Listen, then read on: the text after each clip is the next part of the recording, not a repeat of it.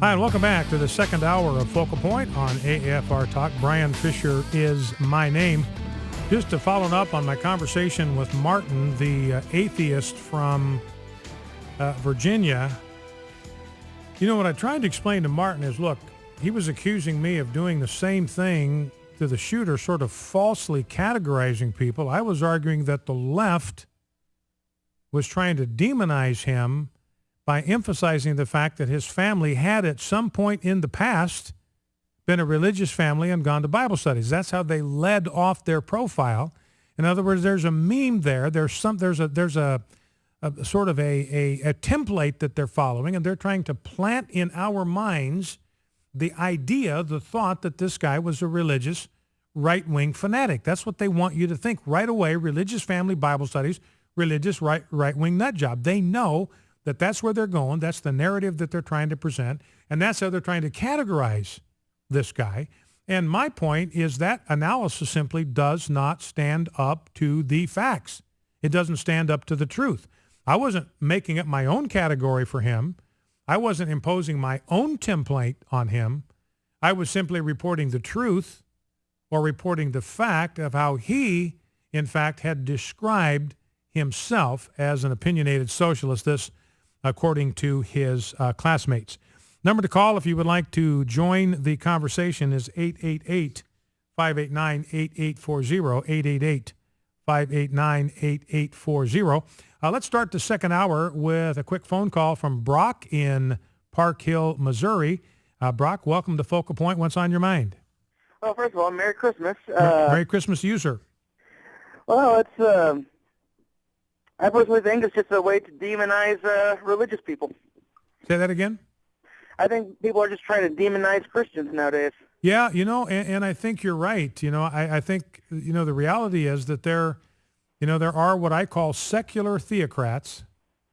And by theocrats, they want to run things, they want to control things, and they want to do it according to secular principles. They've got an agenda. They've got a doctrinal statement, and their doctrinal statement allows for no mention of God in the public square and no honoring of the Ten Commandments of God. I've got a story in a stack here where a pro-life teacher in Portland has been fired for being pro-life.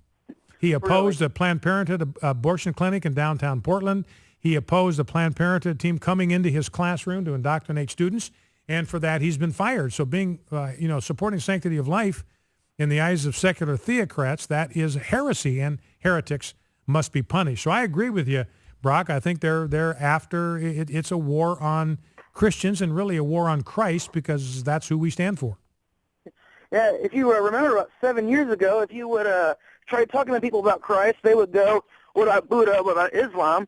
Nowadays, they just call you a bigot. Yeah. Saying that you're judging them about your way of life being better than theirs, and they just try to make you out to be a racist and such, and they don't want to even give you the time of day to even listen. Yeah. Well, you know, I think that's a frustrating thing for us because, you know, as conservatives, you know, we believe in reason, we believe in logic, we believe in history, we believe in fact, we believe in truth, we believe in dialogue, we believe in debate, we believe in discussion.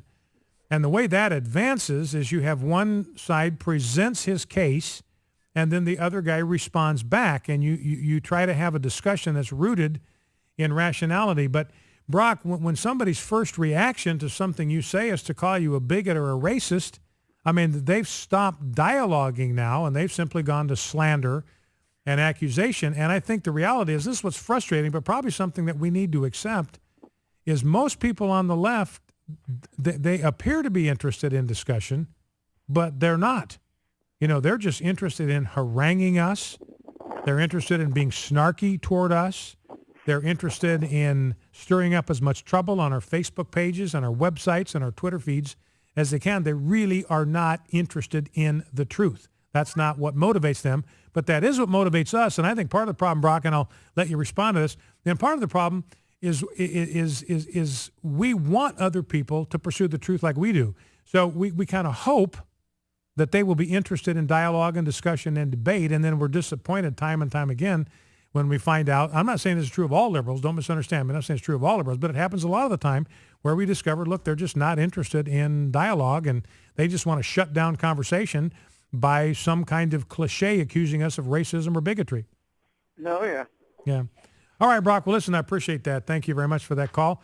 Let's grab a call from Barry in Lawrenceburg, Tennessee. Number, by the way, if you want to join the program, is 888-589-8840, 888-589-8840. Barry, Lawrenceburg, Tennessee, what's on your mind?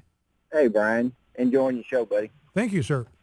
I wouldn't feed too much into that with the atheist guy because, I mean, you know, anybody that believes in atheists don't believe in God. I mean, it's just kind of, you know, they're just way out there themselves. So he was just looking for an excuse to try to pin you on something. I mean, it's what you said was spot on, and I mean, you wouldn't add any more to it or taking away, and it's just, like I said, he was just looking for something to pick at.